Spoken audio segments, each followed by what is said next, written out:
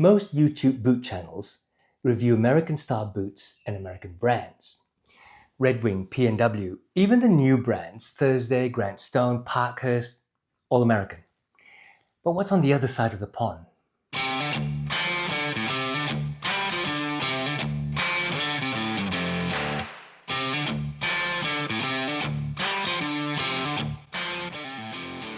How you going?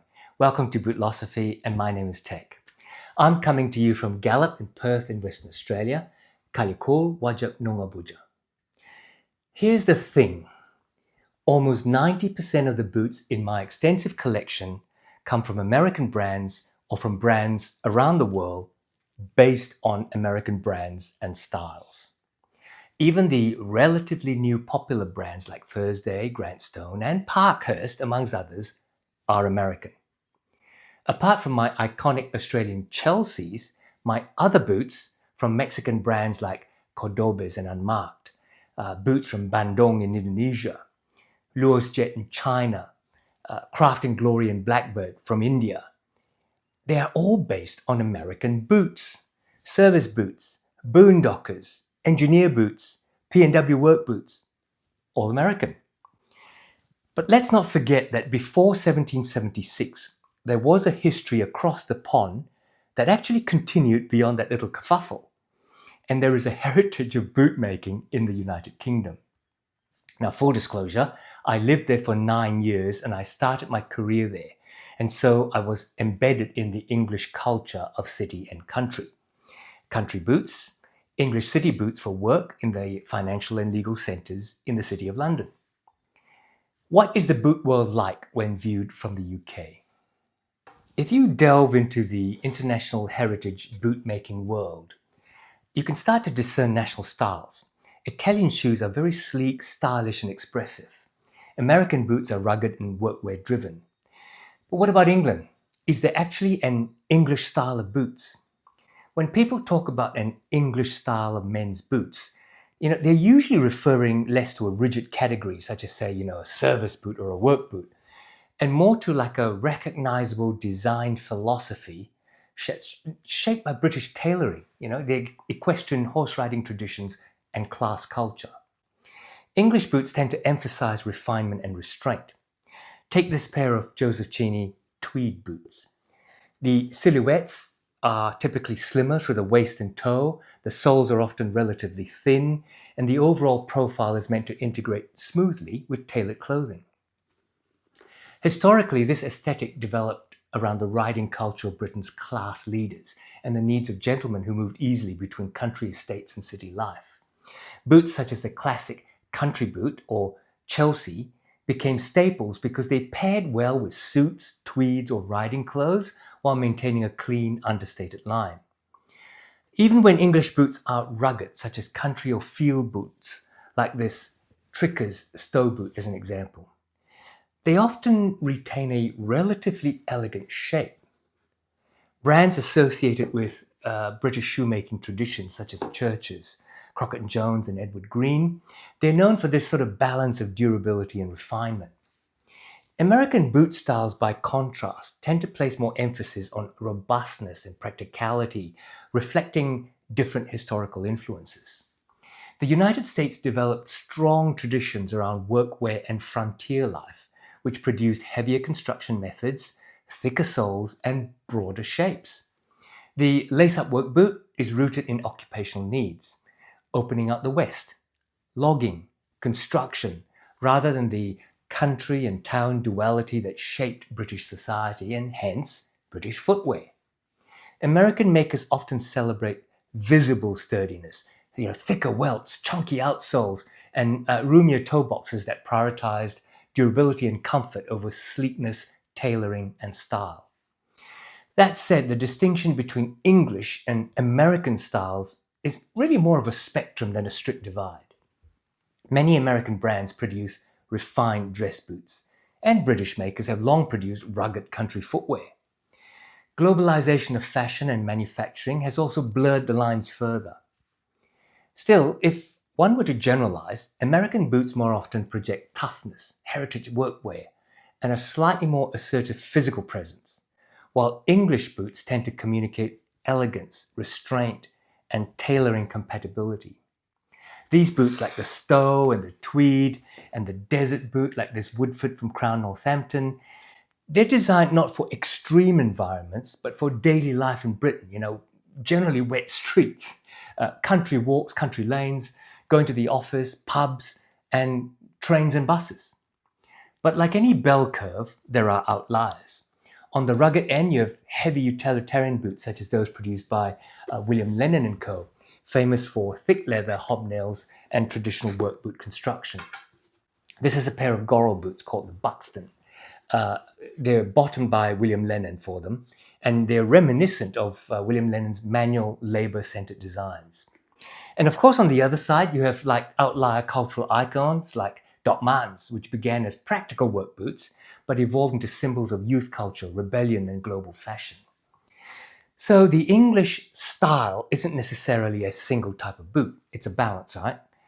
Practically refined into something quietly elegant. Yet even in their variety, different from American-centric styles. Another subtle sign that there is an English tradition of boots lies not just in the designs, but in the names. While much of the world uses simplified fashion terms like Chelsea or Chukka, traditional British bootmakers often use very specific descriptive names. Now, these names came from trades, countryside activities, military use, and practical function. In other words, English boots were often named for what people actually did while wearing them rather than a style. And I'll get into that later. But first, let me delve into the history of Northampton as the centre of English bootmaking. The English town of Northampton has been synonymous with high-quality footwear for centuries and is widely regarded as the historic centre of English boot and shoemaking. Its rise began in the Middle Ages, in fact, when the town developed a strong leather working trade thanks to its location in the centre of a cattle grazing region and its proximity to oak forests that supplied bark for tanning. By the 15th century, Northampton already had a well-established community of cordwainers and tanners producing shoes for local markets. The craft gradually became the town's dominant industry, supported by skilled labour that was passed down through generations of shoemakers. Northampton's true transformation into a national footwear hub started in the 18th and 19th centuries. The town was well positioned geographically between London and the industrial Midlands, making it a convenient manufacturing centre for supplying the capital. At first, the craft was conducted in family-run small cottage workshops. Mr. Arkwright would cut the patterns and then hand the pieces to Gladys Emanuel, who stitched them together, and then handed the finished uppers to Mr. Granville to last them, before he then passed them to Mr. Featherstone to bottom them. But in time, especially during the Industrial Revolution, the amalgamation of these small workshops into what turned out to be factories quickened for the sake of efficiency. Such a terrible word, isn't it, efficiency? Large military contracts also played a decisive role. During conflicts such as the Napoleonic Wars, Northampton manufacturers supplied enormous quantities of boots to the British Army. The scale of this demand accelerated the development of organized workshops and later mechanized factories. By the mid-19th century, innovations such as the Goodyear welt construction allowed Northampton factories to produce durable, repairable footwear more efficiently while still maintaining a reputation for quality. By the late 19th and early 20th centuries, Northampton had become the heart of Britain's footwear industry, with dozens of factories operating across the town and surrounding villages, and I mean dozens. Many of the names that still define English shoemaking today trace their origins to this period, including Churches, Crockett & Jones, Edward Green, and Trickers. These family-owned firms developed reputations for meticulously made, welted footwear, boots and shoes built to last decades and capable of being resold repeatedly. So Northampton became to be known not just for quantity, but also for quality craftsmanship. While mass production later shifted much of the global footwear industry overseas, Northampton retained a core group of manufacturers focused on high-end, traditionally made shoes. Today, Northampton's identity remains deeply tied to shoemaking. Although the number of factories is far smaller than during its industrial peak, the town continues to produce some of the world's most respected welted footwear. It's true that many Northampton brands have started different levels of price ranges, with some of their lower priced boots and shoes in a range that are being made overseas, in India in particular.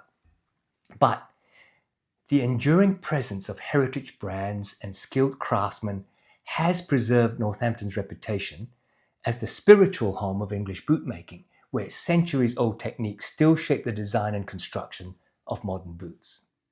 Several of the world's most recognizable boot styles either originated in Britain or were refined there.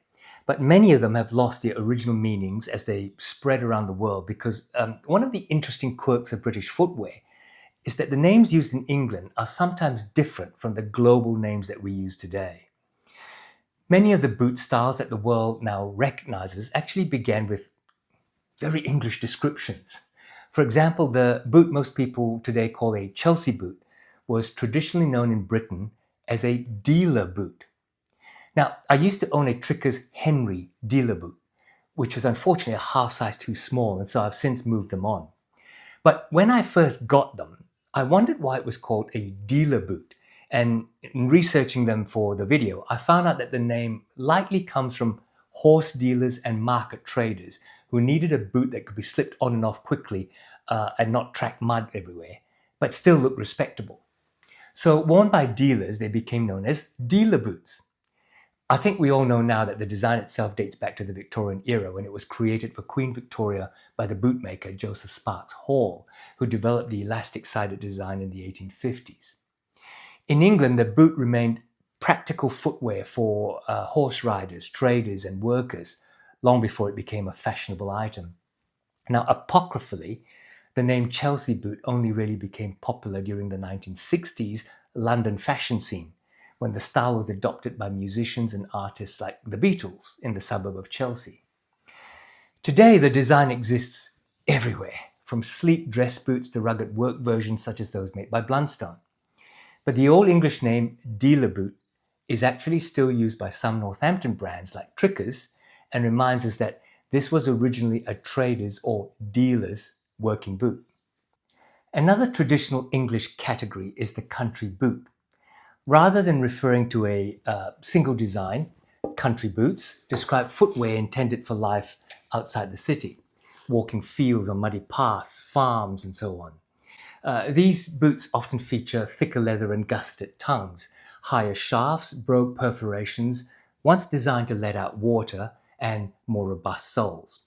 Brands such as Tricker's became famous for this style of footwear, especially their Stow boot in acorn antique calf leather. This one has a traditional leather sole, but it's double thickness and capable of lasting forever. The upper's leather is thick and water resistant, and the design reinforces its ability to go trekking and keep your feet dry and warm. The tongue is gusseted, and the lace facings close until they almost touch. Many of the brogue boots associated with heritage fashion today were originally designed as country walking boots.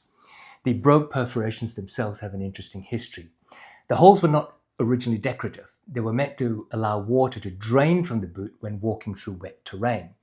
In other words, broguing began as a practical feature for tramping across the countryside.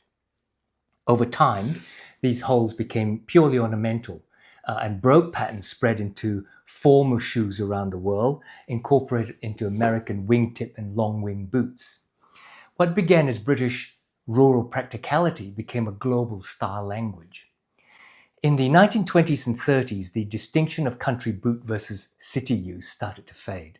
There are photos of British parliamentarians such as Lloyd George and a young Churchill walking to Parliament wearing morning dress and stylish black brogue boots. The change created brogue boots with sleeker, slimmer lasts like this tweed boot, but still retaining that classic country boot style. The chukka boot is another example of how English traditions spread across the world.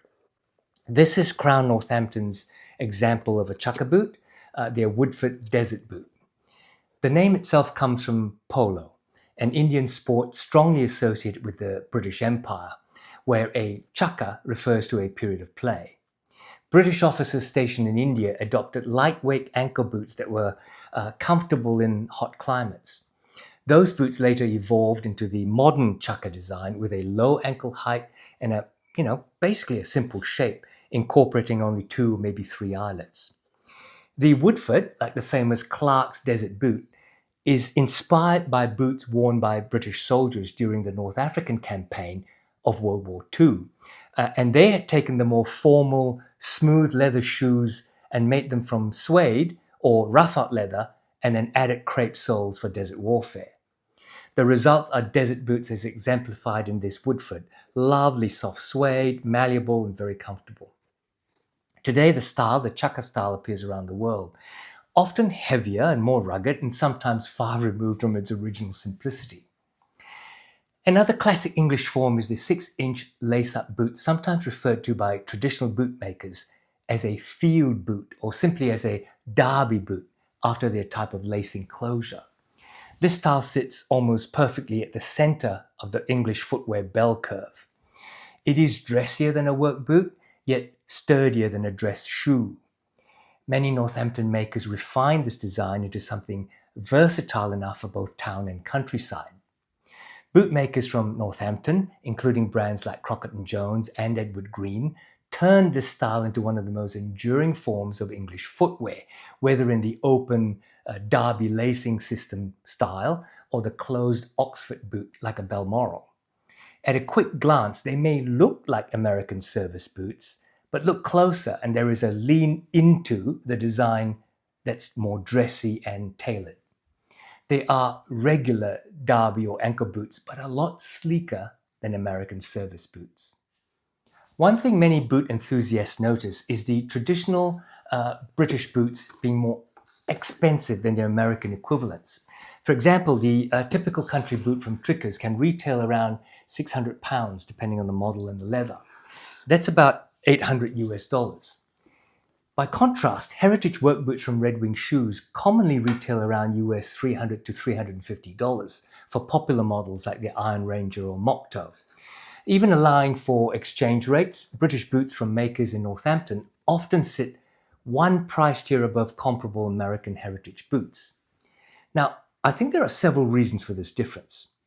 Most Northampton brands produce relatively small production runs when compared with the likes of Ellen Edmonds or Alden, often with a higher proportion of hand finishing in Britain. American heritage brands historically produced footwear at a much larger scale for big workwear markets and for larger markets generally, which spreads manufacturing costs over many more pairs. Secondly, traditional British bootmaking still concentrates in a small geographic area around Northampton, where skilled labor is relatively expensive.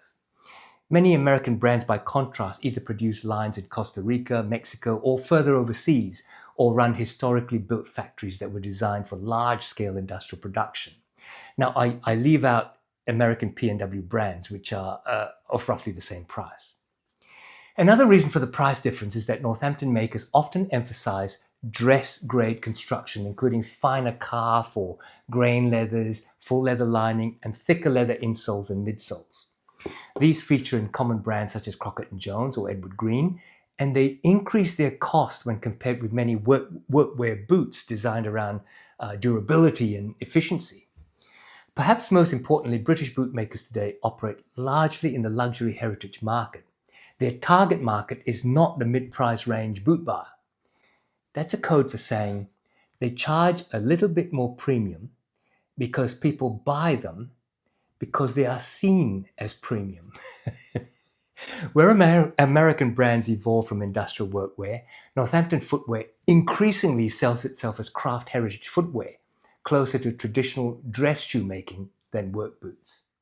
I think British bootmakers face a complex future. On one hand, the heritage of places like Northampton is stronger than ever, and it reinforces a well-built reputation. There is global appreciation for their traditional craftsmanship and the high quality that they produce. On the other hand, the industry faces some serious challenges in globalized manufacturing by their competitors around the world, in rising labor costs in the UK, in competition from cheaper yet quality imports from places like India and China, progressively so, and self-inflictingly in the conservative nature of their marketing, and until recently, in many cases, some truly awful websites. Some brands have adapted by moving parts of their production overseas, especially to India, where Britain has a long history of trade and a tradition of transfer of skill and technology, allowing Indian factories and workshops to produce the quality that UK brands want at lower prices. Others have doubled down on heritage and craft, positioning themselves as makers of long-lasting premium footwear and adapting their marketing to match. We in Australia have seen R.M. Williams make that exact same shift. And I put up a video recently on where Canadian Viberg is going in that arc. Interestingly, the global interest in boots, especially from enthusiasts in Japan and Asia, the United States, Australia, and the UK itself, may actually help sustain the tradition if buyers continue to seek the so-called heritage and craft. The challenge for British brands will be balancing tradition with modern relevance. Because while the world has an interest, perhaps even a growing interest in English boot styles, the question remains, will the craft of hand-making them in England continue to be respected and thrive? And can they use that cachet of Northampton to maintain premium prices as they target that premium market? After all, there are only so many pairs of boots that King Charles can buy. I am interested to hear what you think. UK viewers, what are your thoughts? Do you buy Northampton brands, or are they now too expensive? And particularly if you're American, how much do you know of English and by extension European brands? Are you interested in them, or are you focused on the P&W look? So, I hope this video was interesting to you. Please let me know. And if you can, please click on the like and subscribe buttons below. I mean, I usually do deep dive boot reviews. And of course, I'm continuing to do those. But I got a bee in my bonnet about how expensive English Northampton brands were. So I researched into the strategies and the philosophies and the histories of these brands to try and explain the price difference. So come on back next week when I'm back on a boot by boot review. Take care. See you soon.